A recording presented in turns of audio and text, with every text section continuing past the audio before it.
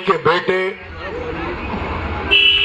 हाड़ौतों में प्रतिष्ठित धाकड़ समाज से आने वाले किसान नेता, वर्षों से निडर होकर बिना डरे लोगों की सेवा करने वाले भाई साहब महेश जी नागर साहब से निवेदन करूंगा कि वो आपको संबोधित करें।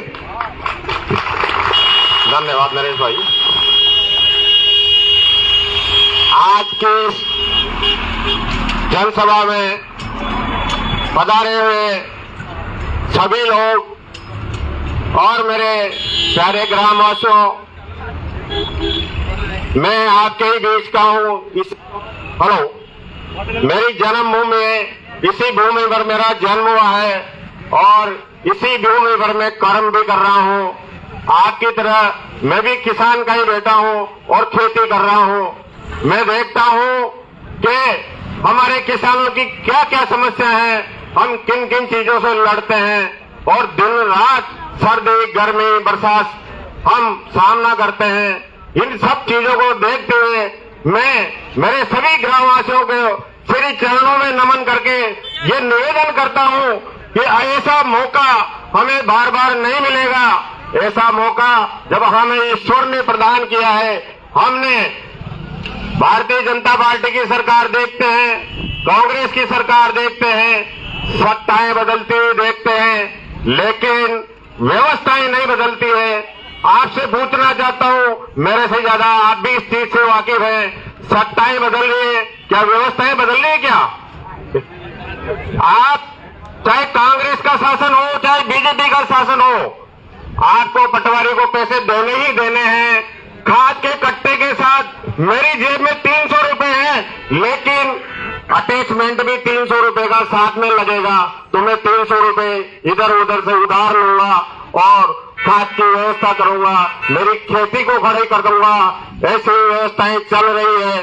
थाने में जाना पड़े वहां पैसा देना है, बिजली डिपार्टमेंट में जाना है वहां पैसा देना है, कहीं भी चले जाओ आप। ऐसा कौन सा महकमा है सरकार का जहां हमारी लूट नहीं होती, हमारी जेबें नहीं काटी जाती? ये आप मेरे से ज्यादा अच्छी तरह से वाकिफ हैं। अभी इसी साल हमारे गांव में जो हर वर्ष जो हमारी धान की खेती करने वाले किसान जानते हैं, उनको पूछना चाहता हूं मैं, हमारे मांगरोल कार्यालय में एक यूपी का भ्रष्ट जयन कोई सेंगर लाया है नया, और एक यूपी का कोई सुभाष, यदि यही खड़ा हो तो कान खोल के सुन ले सुभाष, तो इन्हें भ्रष्टाचार की लूट बमोरी में मचा रखी है, या तो सुधर जाना, नहीं तो बमोरी छोड़ के चले जाना। मैं इस मंच से चेतावनी दे रहा हूं तेरे को सुभाष। मेरे किसानों से 4000 रुपए डीपी का पैसा मांगा उसने इस साल, तो मैं 24 घंटे लाइट दूंगा। इस बेईमानों ने हमारी 24 घंटे की लाइट को काटकर 6 घंटे कर दिया, और इन किसानों को बोला कि 6 घंटे की जगह 24 घंटे लाइट देनी है तो 4,000 रुपए दो, और लिस्ट बनी 2 लाख रुपए की। मेरे पास भी मेरा कोई बराता आया कि भाई साहब 4,000 रुपए देने हैं, 8,000 रुपए आपको देने हैं। मैंने कहा मैं तो 8,000 क्या 8 पैसे भी नहीं दूं, और कौन मांग रहा है? मैंने कहा मैं उसको झूठ लगाऊंगा साले के। मेरे को बताओ किसने मांगा पैसा? मैंने यहीं से, जैसे उसने कहा, मैंने एक्शन जगदीश मीणा को फोन लगाया। मैंने कहा जगदीश जी, बमोरी कला के तुम्हारे भ्रष्ट अधिकारी हमारे किसानों को लूट रहे हैं और 4,000 रुपए डीपी का पैसा हमसे मांगा जा रहा है। मैंने कहा हम खेती कर रहे हैं, अन्न पैदा कर रहे हैं, अन्न का भंडार भर रहे हैं, देश का पेट पालन कर रहे हैं, लोगों की थाली में अन्न हम सजाते हैं, लोगों की थाली हम सजाते हैं। हम किसान हैं, हम कोई चोरी थोड़ी कर रहे हैं। हम जो भी आपका बिल बिजली का आता है उसको पूरा जमा करा रहे हैं। तो जयन जो जगदीश मीणा, वो मेरा मित्र भी है, मेरा साथी भी है, उसने कहा महेश किसी को 1 रुपया देने की जरूरत नहीं है, यदि कोई पैसा आईएन जयन मांगता तो मैं बात करता हूं। और दोस्तों उसके बाद अपनी लाइट 24 घंटे सुचारू चली और धान की फसल खड़ी हुई। मैं आप लोगों से ऐसी, यहाँ पर हमारे एक पशु चिकित्सालय है, पशु चिकित्सालय में हमारे, मैं एक दिन गुजर बस्ती में गया तो गुजर बस्ती के लोगों ने मेरे से कहा भाई साहब हमारी गाय भैंस बीमार हो जाती है, सरकार की योजना है कि निःशुल्क दवा हमको मिलनी चाहिए, लेकिन वहां पर निःशुल्क दवा हमको नहीं मिलती। बमोरी हॉस्पिटल जो पहले 24 घंटे इमरजेंसी सेवाएं देता था, 24 घंटे वहां रात्रि को भी कोई स्टाफ, नर्सिंग स्टाफ रहता था, डॉक्टर रहता था। आज की तारीख में 5 बजने के बाद जो भी हॉस्पिटल का टाइम है, हॉस्पिटल बंद होने के बाद वहां किसी को कोई चिकित्सा की सेवा नहीं मिल रही। स्टाफ की कमी है। क्या कर रहे हैं बीजेपी वाले, क्या कर रहे हैं कांग्रेस वाले? पहली बार आपकी बमोरी की धरती पर एक ऐसा नेता आपसे वोट मांगने आया है जो ये कह रहा है कि सत्ताएं बदलते हुए आपने देखी होगी, लेकिन मेरे को वोट दीजिए, मुझे जिताइए, एक किसान को जिताइए, आपने व्यापारियों को जिताया है। दोस्तों, जब जब व्यापारी राजा बना है और प्रजा, जब व्यापारी राजा बनता है तो प्रजा भिखारी बन जाती है। ये अपन ने देखा है और देख रहे हैं। इस मंच पे, इसी जगह पर भारतीय जनता पार्टी के उप मुख्यमंत्री, पता नहीं जाने कितने कितने नाम, मेरे को तो पता भी नहीं, इस मंच से भाषण देके चले गए। इसी मंच से गोविंद सिंह जी डोटासरा भी आ गए, प्रहलाद जी गुंजल साहब एक किसान नेता भी आए थे, और जाने कितने कितने नेता यहाँ आए। किसी ने बोला, मैं पूछना चाहता हूं आप लोगों से, किसी ने बोला कि मैं भ्रष्टाचार खत्म कर दूंगा? बोला किसी ने? बोला हो? बोला किसी ने? ये नरेश भाई है। नरेश भाई ने बोला है, मैं विधानसभा में मुझे भेज लो एक बार, आपको भ्रष्टाचार मुक्त कर दूंगा जनता को। ऐसा भाषण देने वाला, ऐसा अपने मंचों से बोलने वाला आज तक कोई नेता माइका लाल मैंने नहीं देखा मेरे जीवन में। एक नरेश भाई, जो एक, मैं नमन करता हूं उनके माता पिता को कि एक उन्होंने ऐसा क्रांतिकारी पैदा किया है जो अपना सब कुछ छोड़कर किसके लिए लड़ रहा है? हमारे लिए लड़ रहा है। इनको क्या मतलब आ रहा है कि नंगे पांव घूम रहे हैं? पिपलोडी के बच्चे, 7 गरीब बच्चे मरे हैं, 7 गरीब बच्चे। नरेश भाई का तो विधानसभा क्षेत्र ही नहीं है, जिला भी नहीं है, उनसे कोई लेना देना नहीं है। नरेश भाई की जन क्रांति यात्रा चल रही थी, जिसमें 10-15 हजार लोग नरेश भाई के साथ जन क्रांति में चल रहे थे, और पूरे हालत में एक ऐसा जन क्रांति का संदेश नरेश भाई दे रहे थे। लेकिन उसी बीच में पिपलोदी की घटना, दुर्घटना जो सरकार के निकम्मेपन की वजह से हुई, वहां 7 बच्चे मारे गए। वसुंधरा जी वहां से 2 बार की एमएलए है और 90 से लेके आज तक 10 बार की सांसद है, और कहते हैं ना राजा साहब रानी साहब। अरे भाई तो राजा रानी जना ताई दे देता लाग रही यार, 2-2, 5-5 लाख रुपया बच्चा रहे। ये जनता ने 30 साल हो गए जेल था राजा रानी के ताई, ताने एक पीछे नदी और गरीब आ गए। और आप मंत्री जी प्रमोद जी बाया, एक बार उर्मिला जी चुनाव लड़ ली, 2 बार बाया जी चुनाव लड़ लिया लोकसभा को, झालावाड़ को, वहां की झालावाड़ का लोकसभा क्षेत्र में आओ जो पिपलोदी, और लोग बाग जनता की आवाज छोड़ जा कि खूब खायो, अतनो खायो कि एक गांव तो पूरा ही खायो। अरे भाई अतनो खायो जो तो थोड़ा घड़ा मांगा पिपलोदी का चोरा चोरा गाड़ी भी दे देता है यार, ताको काय बगड़ खजाना मात्र सब भी डीलों में पड़तोड़ा को मान लो। लेकिन ये व्यापारी हैं, ये आपके वोटों को लूटते हैं, आपके वोटों का सौदा करते हैं ये लोग। ऐसे लोगों को 11 तारीख को गन्ने के किसान के 9 नंबर पे अपन को बटन दबाकर और नरेश भाई को जिताना है। और मेरे सभी ग्रामवासियों से मैं हाथ जोड़ के आपके चरणों में ढोक देकर मैं ये कह रहा हूं कि ये वोट नरेश भाई को नहीं, ये वोट मुझे दे रहे हैं आप। आदि आपने वोट दिया तो ये मुझे वोट है, नरेश भाई को वोट है। हम शक्ति बनेंगे किसानों की, हम किसानों के लिए लड़ेंगे।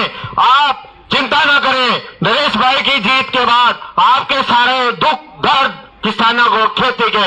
और नरेश भाई ने तो यह भी बोला है कि जब यदि मैं चुनाव जीत भी जाऊं, हार भी जाऊं, उस कंडीशन में ये आचार संहिता खत्म होने के बाद सरकार ने हमारे मांगरोल तहसील को खराबे में नहीं माना है। नरेश भाई ने बोला है कि मैं कलेक्ट्री में धरना दूंगा और जिन किसानों की सोयाबीन, उड़द, मूंग, धान खत्म हुआ है उनको फसल बीमा और खराबे का मुआवजा सरकार से दिलाऊंगा। जहां तक सरकार मुआवजा नहीं देगी हम कलेक्ट्री में डटे रहेंगे, हम कलेक्ट्री में डटे रहेंगे। यदि ऐसा कोई नेता इस मंच से बोला हो, बीजेपी वाला कांग्रेस का बोला हो तो मेरे ग्रामवासियों, मेरी जन्मभूमि के लोगों, आपको पता होगा। कोई बोला है क्या? हाथ खड़ा करके बोल दो आप। कोई बोला है? नरेश भाई ने बोला है कि इंकलाब की जिंदाबाद की क्रांति ला दूंगा, इंकलाब जिंदाबाद कर दूंगा। उस भगत सिंह का नाम जो जनता भूल नहीं जा रही थी, नरेश भाई ने जन जन में भगत सिंह का संदेश दिया है, इंकलाब का नारा दिया है। इंकलाब का मतलब होता है व्यवस्था में परिवर्तन। व्यवस्था में परिवर्तन आएगा, नरेश भाई को जिताना है। मेरा पुनः सभी ग्रामवासियों से आपके चरणों में ढोक देके, आपका ही गांव का पुत्र हूं मैं, मेरी लाज रखना आप, और मेरे को ज्यादा से ज्यादा वोट देना। ये वोट नरेश भाई को भी जाएगा और मुझे भी जाएगा, क्योंकि नरेश भाई, यदि बमोरी कला ग्राम से मैं नरेश भाई से बोल दूं कि आधे वोट नरेश भाई को और आधे वोट में सारे, बोल दूं, हाथ खड़े करके बोल दो कि भाई बमोरी कला से आधे वोट नरेश भाई को, वो आपने कहा उतना आधा में देव देवता, आधा में क्षेत्रफल। तो नरेश भाई, बमोरी कला की जनता आपको भारी मतदान करके आपको विजय श्री दिलाने वाली है, ऐसा मैं इन गांववासियों की ओर से आपको आश्वस्त करता हूं। धन्यवाद। जय हिंद, जय भारत। इंकलाब जिंदाबाद, इंकलाब जिंदाबाद। अब जिनका आपको इंतजार था, नरेश भाई पहले भी आ गए थे यहाँ 4 तारीख को, लेकिन उस दिन रात्रि बहुत हो गई थी, तो लोगों ने मेरे से कहा कि भाई साहब एक बार नरेश जी को दिन में बुलाओ, हम लोग मिलना चाहते हैं, देखना चाहते हैं, उनको सुनना चाहते हैं। ले आप लोगों की आवाज पर नरेश भाई आज फिर दूसरी बार इतने व्यस्ततम समय में आपके बीच में आए हैं और आपको संबोधित करेंगे। नरेश भाई, धन्यवाद। राम राम साहब। बमोरी कला के बुजुर्गों, माताओं, युवा साथियों, प्यारे बच्चों, आपके चरणों में मेरा ढोक। भाई साहब, बूथ कितने हैं? 4, 11 वार्ड। तो मैं सबसे पहले तो भाई साहब से निवेदन करूंगा, आप जिस भी बूथ पे रहे, आप पूरे टाइम बूथ पे रहोगे और पूरे कार्यकर्ताओं को अभी से आप कर देना, तो जो टेबल लगेगी, लेकिन वोट देके घर नहीं आएगी, पूरे टाइम तक अपनी पूरी सेना वहां रहेगी। मेरे बमोरी कला वासियों, मैं इससे पहले जब आया था तो रात को 3-4 बज रही थी और बहुत सारी संख्या में लोग इंतजार करके चले गए थे। उसके लिए लोगों को जो परेशानी हुई उस दिन, उसके लिए मैं माफी चाहता हूं। और अभी 3:30 बज गए होंगे, 3:30 बज गए। ये मेरी इस चुनाव की अंतिम सभा है, क्योंकि 5 बजे के बाद चुनाव बंद हो जाएगा, माइक और मंच पर बंद हो जाएगा और उसके बाद केवल हम लोग अकेले जनसंपर्क कर पाएंगे। इसलिए इस अंतिम जनसभा में, बमोरी कला की सभा में, मैं आपसे समर्थन मांगने आया हूं, आशीर्वाद मांगने आया हूं, वोट मांगने आया हूं।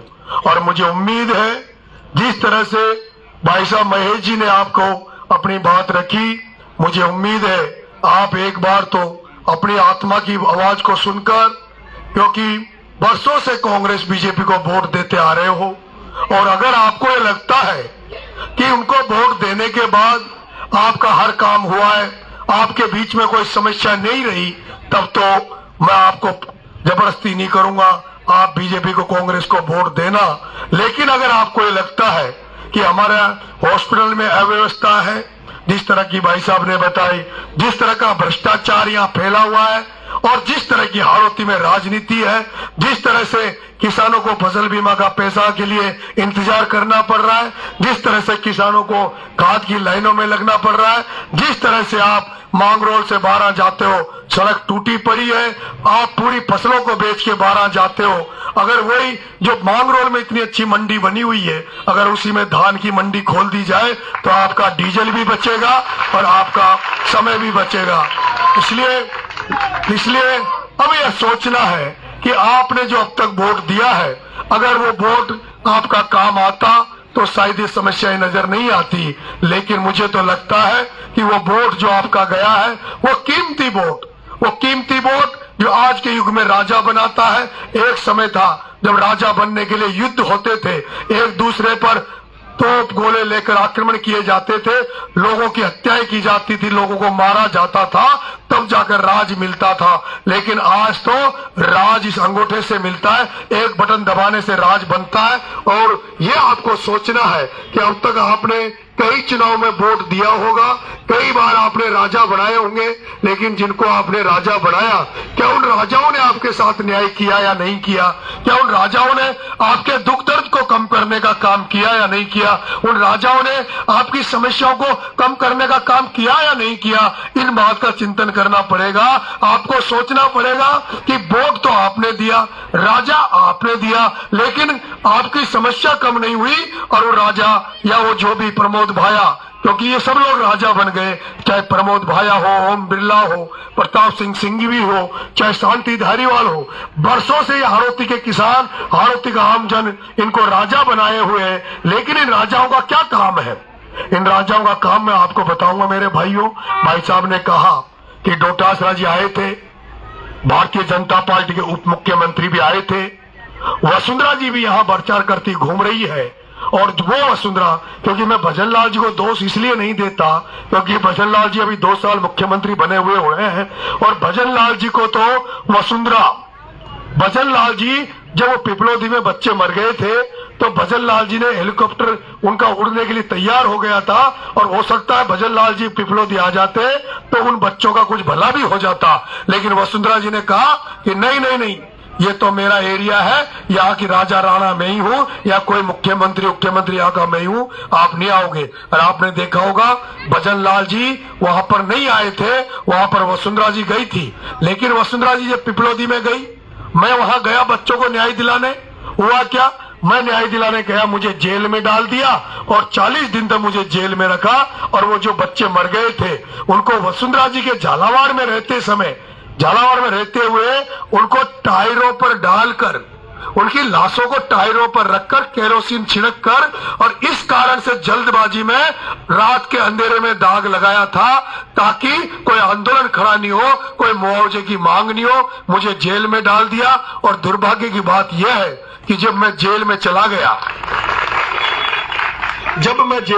गया, उसके बाद एक भी कांग्रेस का नेता, यहाँ बहुत सारे कांग्रेस के जिला अध्यक्ष बनते हैं, कोई एमएलए रहे, एक भी कांग्रेस का नेता अगर वसुंधरा जी के खिलाफ उन बच्चों के पक्ष में बोला हो तो मुझे बता दो। मैं देखता हूँ ये हाड़ौती की कैसी राजनीति है। आप जिस कांग्रेस और बीजेपी के नाम पर वोट देते हो, कांग्रेस बीजेपी की विचारधारा को आप मानते हो, लेकिन जब यहाँ प्रमोद जैन भाया, जब यहाँ उसके गुंडे वो जिस तरह से काम करता है, मैंने देखा है एक भी भारतीय जनता पार्टी का व्यक्ति अगर प्रमोद जैन भाया के खिलाफ बोलता हो तो मुझे बता दो, मैं अपना चुनाव छोड़ दूंगा, चुनाव नहीं लड़ूंगा। और उसी तरह आप झालावाड़ में चले जाओ, एक भी व्यक्ति वसुंधरा जी के खिलाफ चुनाव में कांग्रेस वाला बोलता हो तो मुझे बता दो। इनका जो गठबंधन है, इनका गठजोड़ है, आप लोग कांग्रेस बीजेपी के नाम पर इनको वोट तो देते हो, लेकिन ये आपके वोट के प्रति ईमानदार नहीं है, ये पार्टी के प्रति ईमानदार नहीं है। और ये ईमानदार नहीं है तभी तो हुआ ना कि प्रमोद जैन भाया की पत्नी उर्मिला जैन के 12 वोट आते हैं, और वो प्रियंका शर्मा उपेंद्र शर्मा की बहू, जिसके बीजेपी के 13 वोट आते हैं, लेकिन उपेंद्र शर्मा की बहू प्रियंका शर्मा को चुनाव हराने के लिए, उस ब्राह्मण समाज की बेटी को जिला प्रमुख के पद पर रोकने के लिए प्रताप सिंह सिंघवी एक वोट को क्रॉस करवाकर और उर्मिला जैन को दे देता है। ये गठजोड़ है, ये गठबंधन है। एक धाकर समाज का बेटा पप्पू धाकर, जो भाजपा का एमएलए का टिकट मांगता है, जिसको प्रताप सिंह सिंघवी जो अभी यहाँ प्रचार कर रहा है, वो प्रताप सिंह सिंघवी उस पप्पू धाकड़ के दोनों हाथ और पांव तुड़वा कर और उसको खाट पे डलवा देता है। ये कैसी राजनीति चल रही है? यह हाड़ौती में ये प्रमोद जैन भाया, म्यालडा में पवन यादव की हत्या करवा दी गई, आपके गौरव शर्मा की हत्या हुई, सीबीआई जांच की मांग हुई, आंदोलन खड़ा हुआ, लेकिन उस आंदोलन को इसने प्रमोद भाया ने चौपट कर दिया और 6 महीने में जिन्होंने उसकी हत्या करी वो जेल के बाहर आ गए। मैं कहना चाहता हूं बम्बोरी कला के लोगों, आप लोगों में से कोई आदमी मर्डर कर दो, अगर 10 साल के पहले जेल से बाहर आ जाए तो मेरा नाम बदल देना, लेकिन उस पवन यादव को मारने वाले के पास प्रमोद जैन भाया जैसा शख्स खड़ा था। उस गौरव शर्मा को मारने वाले लोगों के साथ प्रमोद जैन भाया का आशीर्वाद खड़ा था। और आप हो सकता है आप ये सोचो कि ये मीरा का छोरा है, नरेश मीरा समाज इसके बनने के बाद गलत करेगा। मैं आपसे कहना चाहता हूं, मेरे पास मीरा समाज का एक भी गलत आदमी आपको मंच पर नजर आ रहा हो तो बता दो, पूरे चुनाव में एक भी गलत आदमी नरेश के साथ नहीं है। जितने लोग गलत थे, जितने बदमाश थे, वो सब आपको प्रमोद जैन भाया के कैंप में मिलेंगे, प्रमोद जैन भाया का प्रचार करते हुए नजर आएंगे।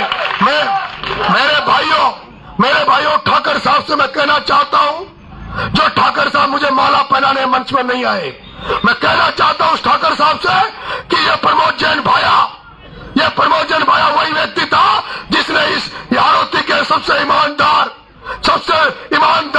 जिन्होंने सिद्धांतों की राजनीति की, जिन्होंने हाड़ौती में ईमानदारी का परचम पूरे राजस्थान में फैलाया, उस भरत सिंह कुंदलपुर की गाड़ी को तोड़ने वाला ये प्रमोद जैन भाया था। इससे बदला लेने का समय, इसकी जमान जब्त करने का समय, वो ब्राह्मण समाज जिस गौरव शर्मा की हत्या करी, उस ब्राह्मण समाज से कहूंगा बदला लेने का समय, यादव समाज से कहूंगा जो पवन यादव की हत्या ने जो आज बाहर घूम रहे, एक जेल नहीं गए, उनसे कहूंगा यादव समाज वाला बदला लेने का समय है। वो ब्रजेश सोनी, वो शीशवाड़ी का ब्रजेश सोनी जिसकी 6 साल पहले हत्या हुई और उसकी हत्या ने आज दिन तक जेल नहीं गए क्योंकि प्रमोद जैन भाया का आशीर्वाद था। प्रमोद जैन भाया ने बदमाशों को जेल नहीं जाने दिया। और वो ठाकर साहब से मैं कहना चाहता हूं, तुम्हारे राजपूत समाज का सबसे बड़ा कोटा दरबार, हम भी उस कोटा दरबार के परिवार में हैं। मेरे पिताजी, मेरे दादाजी भी पटेल रहे, कोटा दरबार को मानते उस परिवार से जुड़े रहे। कोटा दरबार की बेइज्जती किसने की? किसने कोटा दरबार के गढ़ के ऊपर पत्थर फेंके? पूरा हाड़ौती का व्यक्ति कोटा दरबार पर विश्वास करता है, उनका साथ खड़ा है, लेकिन उस कोटा दरबार इजेराज सिंह के गढ़ पर पत्थर फेंकवाने वाला वो शांति धारीवाल जो प्रमोद जैन भाया का ग्रुप का आदमी है, प्रमोद जैन भाया का आदमी है। मैं कहना चाहता हूं कितने लोगों की हत्या करवा दी गई, कितने लोगों को मरवा दिया गया। एक किसान का बेटा प्रहलाद गुंजल जो बीजेपी में था, बीजेपी के लोगों से कहना चाहता हूं, बीजेपी वालों, क्या तुम्हें प्रहलाद गुंजल जैसा कोई बीजेपी का कार्यकर्ता मिल सकता है क्या, जो ललित किशोर चतुर्वेदी का चेला रहा है, जो ललित किशोर चतुर्वेदी की तरह बोलता था? उस प्रहलाद गुंजल की हत्या किसने की? उस प्रहलाद गुंजल को राजनीति में किसने रोका? उस धारीवाल ने, ओम बिरला ने उस प्रहलाद गुंजल को हराने का काम किया, तो बीजेपी ने हराने का काम किया। और वो व्यक्ति परेशान होकर, जब उसका बिरला ने टिकट काट दिया, परेशान होकर कांग्रेस में आया, तो कांग्रेस में उसका टिकट काटने का काम इसी धारीवाल ने, उसको कांग्रेस से हराने का काम इस धारीवाल ने, इस ओम बिरला ने, इस प्रमोद जैन भाया ने और इस अशोक चांदना ने। ये अशोक चांदना जो बार बार मेरे खिलाफ यहाँ बोल रहा है, या बार बार मेरे खिलाफ जो वक्तव्य दे रहा है, मैं आपसे कहना चाहता हूँ, अशोक जी चांदना साहब वो किसान का बेटा है, वो देवा गुजर का बेटा है, जिस देवा गुजर का ओम बिरला के ओएसडी राजीव दत्ता जो उस जमाने में सीआई हुआ करता था, उसने 3 बार देवा गुजर का एनकाउंटर करने का प्रयास किया। वो तो प्रहलाद गुंजल था, देवधनी का देव महाराज का वंशज, वो बगड़ावत वीर था प्रहलाद गुंजल। जब देवा गुजर को पुलिस ने पूरी तरफ से गांव को घेर लिया था, वो प्रहलाद गुंजल अपनी अल्टो गाड़ी लेकर गया और देवा गुजर को गाड़ी में बिठाकर और उसको पुलिस के बीच से निकाल कर लाया, उस प्रहलाद गुंजल को हराने वाला वो अशोक चांद्रा जो सचिन पायलट संकट में था, जो सचिन पायलट को जरूरत थी, हमारे मीणा विधायक तो सचिन पायलट का साथ दे रहे थे, सचिन पायलट के साथ नरेश मीणा खड़ा था, तब यह अशोक चांद्रा जो अशोक गहलोत की गोदी में बैठा था, इसको मंत्रिमंडल मिल जाए, ये अशोक चांद्रा और वो डोटासरा, मैं इनको ये गलती से किसानों के घर में पैदा हो गए, ये कहीं और मामला है, गड़बड़ मामला है। अगर ये किसान होते तो नरेश मीणा को, इस किसान के बेटे को हराने के लिए ये यहाँ नहीं घूमते, ये प्रमोद जैन भाया जैसे व्यापारी को टिकट देकर उसको जिताने के लिए ये जो यहाँ घूम रहे हैं, ये किसानों की औलादे नहीं है, ये ना तो डोटासरा किसान का औलाद है और ना ये अशोक चांद्रा किसान की औलाद है। अशोक चांद्रा तो वो है, वो अशोक चांद्रा, अरे जिसको देवा गुजर जी ने पैसा कमा के दिया, जिसके खाने चल रही है 100, 200, 500 करोड़ का ये अशोक चांद्रा, जिसको गुजर समाज की बेटी शादी करने के लिए भी नहीं मिली। अगर एक गुजर समाज की बेटी से शादी कर लेता तो एक गुजर समाज का परिवार और मजबूत हो जाता, लेकिन इसको तो शादी करने के लिए भी इसने गुजर समाज को नहीं देखा, जो आज यहाँ गुजर समाज को बहलाना फुसलाना चाहता है। नरेश मीणा तो वह गुजर समाज के लोगों है बगड़ाओ, तो जब सचिन पायलट को जरूरत पड़ी तो नरेश मीणा की मां ने खून दिया, नरेश मीणा की पत्नी ने खून दिया। नरेश मीणा वो शख्स है जिसने 12 की धरती पर खून से सचिन पायलट को जन्मदिन पर तोला। ये नरेश मीणा वो शख्स है, जिस ओम बिरला के मारे पत्ता नहीं हिलता, कोटा ताजा लाल बत्ती देंगे, पैसे की कमी नहीं आएगी, सब कुछ कारोबार चलवा देंगे। लेकिन मैंने कहा है वो देवनारायण भगवान का वंशज प्रहलाद गुंजल, जिसको तुम मिलकर अब तक मारते आए हो, अब हम उस किसान के बेटे को अकेला नहीं होने देंगे, अकेला नहीं पड़ने देंगे, उसको मरने नहीं देंगे। और इसलिए इस नरेश मीणा ने और सुन ले चांदना, सुन ले डोटासरा, ये वो नरेश मीणा है। तुम तो चांदना जी आपने तो धरना दिया और धरने में केस लग गया, 40 आदमी जेल चले गए और ये खुद छुप गया।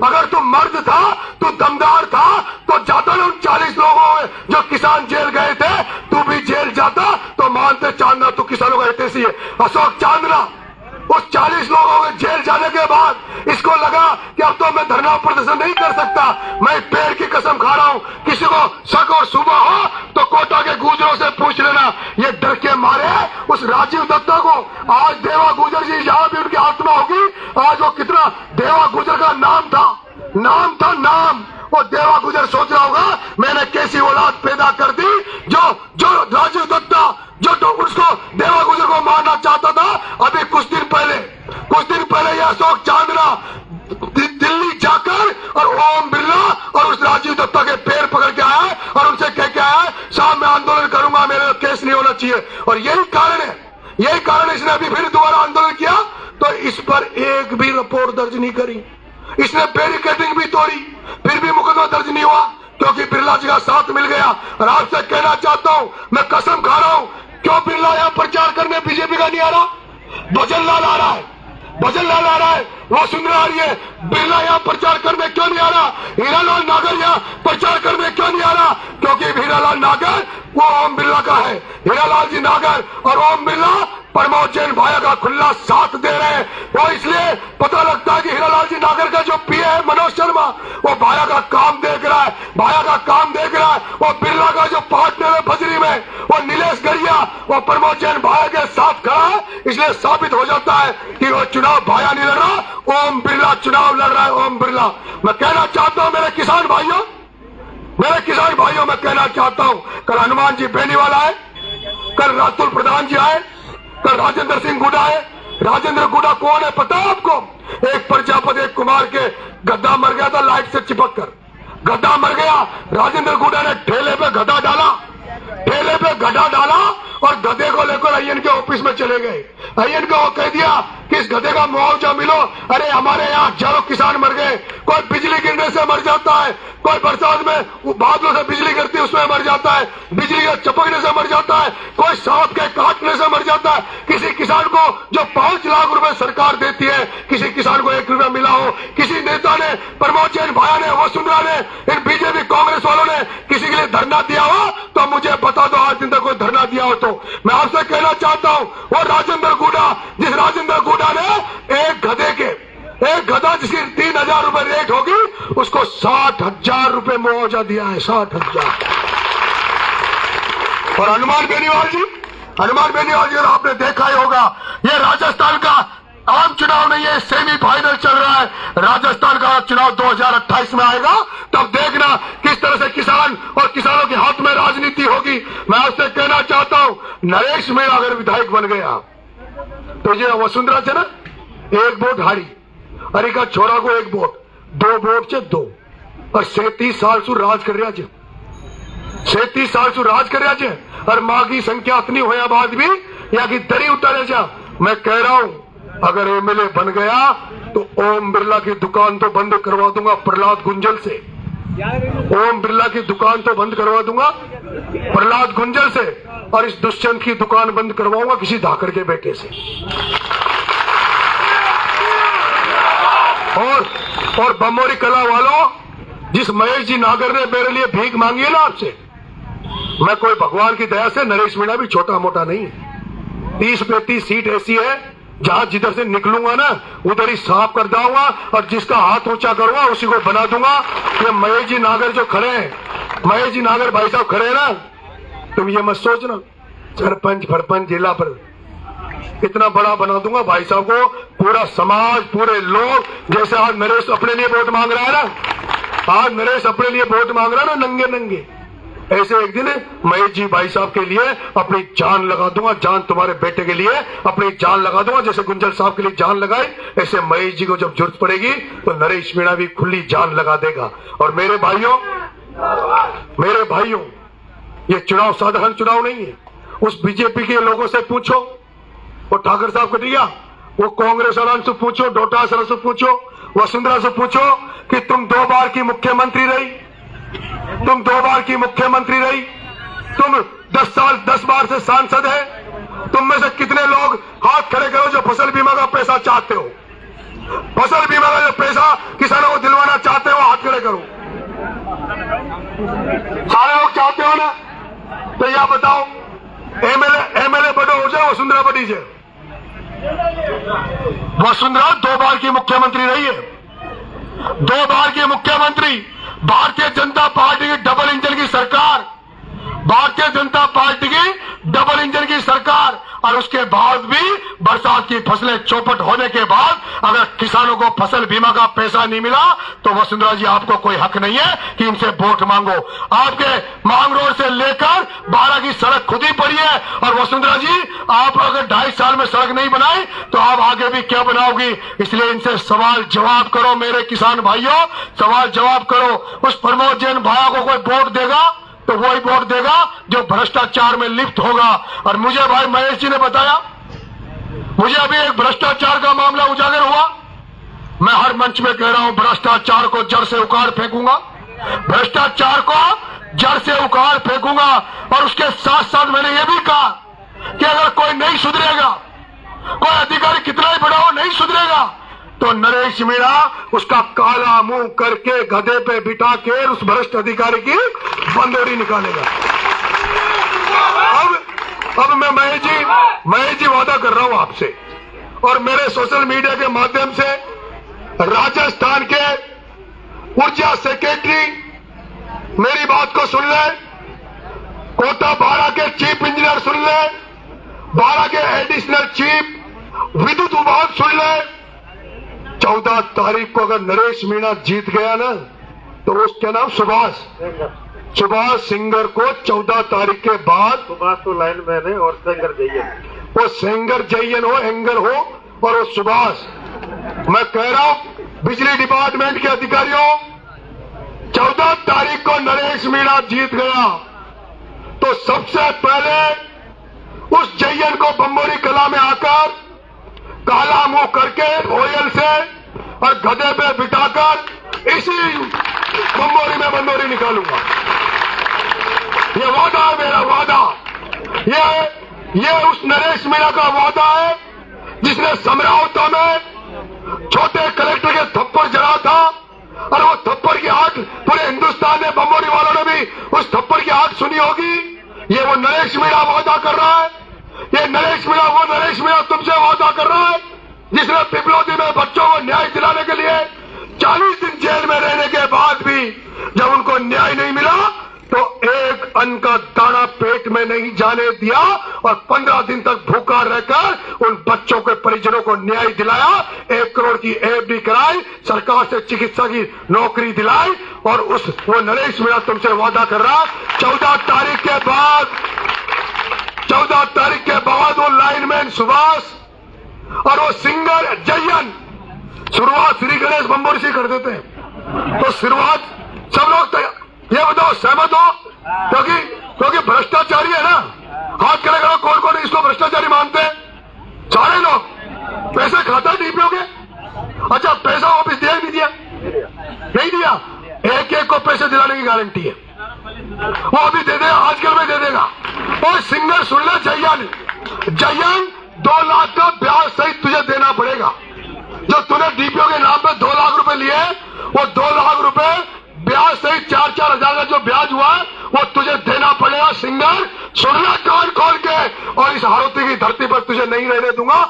बक जाना, यहाँ से भाग जाना।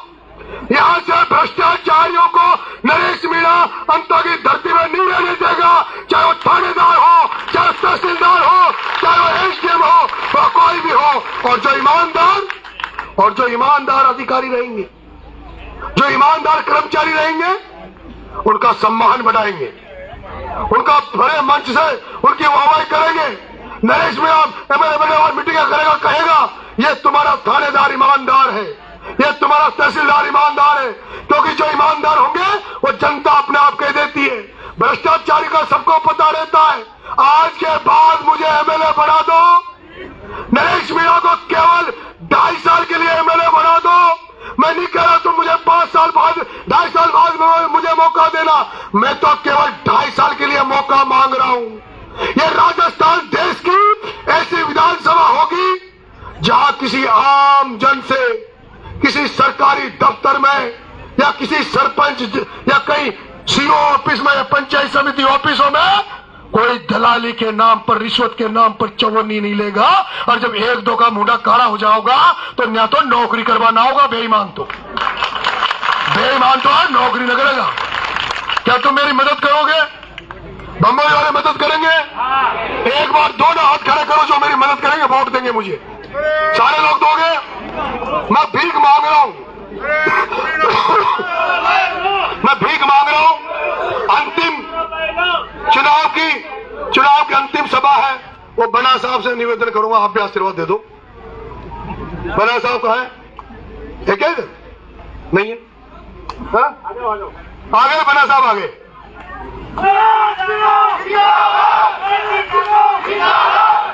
माला लाओगे?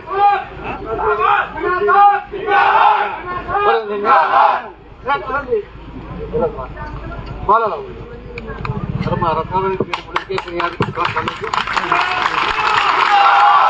ये प्रमोद जैन भाया की हार, प्रमोद जैन भाया की जमानत जब्त आदरणीय भरत सिंह जी कुंदनपुर को सच्ची श्रद्धांजलि होगी। अगर आप लोग चाहते हो, आप लोग समझते हो कि भरत सिंह जी जैसा ईमानदार व्यक्ति कोई नहीं था, अगर आप उनको श्रद्धांजलि देना चाहते हो, क्योंकि उनकी आत्मा जहां कहीं भी होगी वो एक ही बात देख रही होगी कि भगवान, ये अशोक गहलोत ने नहीं सुनी, बीजेपी वालों ने नहीं सुनी, कम से कम अंता की जनता तो भरत सिंह जी की आत्मा की बात सुनेगी और इस प्रमोद जैन भाया का अंत करेगी। आप समझिए मेरे भाइयों, नरेश मीणा को हिंदुस्तान में 4 जगत गुरु शंकराचार्य हैं। हिंदू धर्म में 4 जगत गुरु शंकराचार्य हैं हिंदुस्तान में, उनमें से एक जगत गुरु शंकराचार्य ने आपके बेटे नरेश को आशीर्वाद दिया और मेरे से शपथ ली थी। और मैं भी कह रहा हूं, आपसे शपथ पूर्वक कह रहा हूं, ये हमारी जो गौ माता है जो सड़क पर घूमती रहती है, हमारी जो गौ माता है सड़क पे घूमती रहती है, एक्सीडेंट हो जाता है, गौ माता मर जाती है, आदमी मर जाता है। और सर्दियों में हमारे तारबंदी बहुत कम है, कोट दीवार बहुत कम है, हमारे गेहूं की फसलों में, सोया चना की फसलों में नुकसान होता है। नरेश मीणा जब पहली बार विधानसभा में जाएगा तब भजन लाल जी से पूछेगा कि माननीय मुख्यमंत्री जी, भारतीय बीजेपी की सरकार वालों, तुम गौ माता के नाम पे वोट लेते हो, धर्म के नाम पर वोट लेते हो, और हर दिन राजस्थान में कई गौ माता एक्सीडेंट में मरती है, आदमी मरता है। मैं टेबल को ठपकार के कहूंगा कि गौ माता को राज्य माता का दर्जा दिया जाए, हर जगह गौशाला खोली जाए ताकि गौ रक्षा भी हो सके, गौ माता की रक्षा हो सके और किसानों के खेतों को भी फायदा हो, किसानों का भी नुकसान नहीं हो। इसलिए मेरी मदद करना। और भरत सिंह जी बना साहब, भरत सिंह जी कुंदनपुर किसी को आसानी से आशीर्वाद नहीं देते थे। भरत सिंह जी किसी को आसानी से आशीर्वाद नहीं देते थे। मेरे जैसा छोटा सा लड़का जिसको वो आत्मा से आशीर्वाद देके गए, मेरे से जब उन्होंने जूस पिया, जब मैं भूख हड़ताल पे था 15 दिन हॉस्पिटल में, मेरे बगल में एडमिट थे, और जब मेरे मुंह से उन्होंने जूस पिया, पता है आपको, उस आदमी इतना भावुक था, इतना इमोशनल था। उन्होंने मेरे से अगले दिन कहा, नरेश तेरे मम्मी पापा आ गए, ये परिजन आ गए, तो अनशन तोड़ दो बेटा, और पूरे राजस्थान की जनता को तेरे जैसे लड़ने वाले की जरूरत है, संघर्ष करने वाले की जरूरत है। मैंने कहा मेरा हुक्म मैं कल तोड़ दूंगा, और फिर मैंने उनके कहने पर अनशन तोड़ा था। और आपने वो देखा हो, मैं जब जूस पीने उनके हाथ से गया, अशोक गहलोत तड़पना था कि मैं जूस पिला दूं। सारे कांग्रेस के नेता आ गए थे, आपको ध्यान हो तो गहलोत साहब कि मेरे को बुलवा लो। मन कहा नहीं, मेरे साथ जो लड़ाई लड़ी है बच्चों के लिए, राजेंद्र जी गुड्डा साहब वो हाथ से जूस पिलाएंगे, भरत सिंह जी कुंदनपुर से जूस तोड़ूंगा। और जब भरत सिंह जी कुंदनपुर के हाथ से मैंने जूस पिया, उन्होंने कहा भाई ताली बजाओ, मेरी बात इसने मानी। और जैसे मैं जूस पी के बाहर निकला, उसी समय आदरणीय भरत सिंह जी इतने इमोशनल थे, भावुक थे, और वो उनको हार्ट अटैक आ गया था, अटैक आया। और उसके बाद अंतिम शब्द वो मेरे लिए बोले थे। उसके बाद वो नहीं बोल पाए और वो भगवान को प्यारे हो गए। लेकिन उनके बच्चे, दोनों बेटे हैं, उनको रंधावा डोटासरा सब फोन कर रहे हैं कि तुम जैसे सबको बुला रहे हैं ना बड़े बड़े नेताओं को, तो क्या भरत सिंह जी के बेटे नहीं आते? उनको फोन कर रहे हैं कि तुम प्रचार करो नहीं तो पार्टी से निकाल देंगे। लेकिन उन्होंने कह दिया कि हमारे पिताजी इस भ्रष्टाचारी के खिलाफ लड़ाई लड़ते हुए ऊपर चले गए। हमें वो कह के गए, कभी जिंदगी में इस प्रमोद जैन भाया ओम बिरला इनके साथ मत लगना, ईमानदार की राजनीति करना। वो लोग एक दिन भी प्रचार पे नहीं आए। इसको समझने की जरूरत है। ये राजनीति भ्रष्टाचार के खिलाफ ईमानदारी की राजनीति है।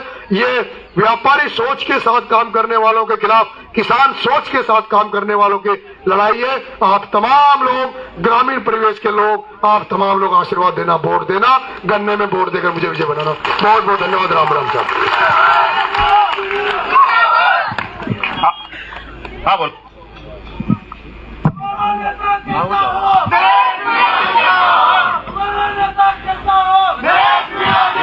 चक्कर काट के फिर उस टूरता के शहरों से हेलो, मैं सभी ग्रामवासियों से निवेदन करता हूं कि यहां से सभा के बाद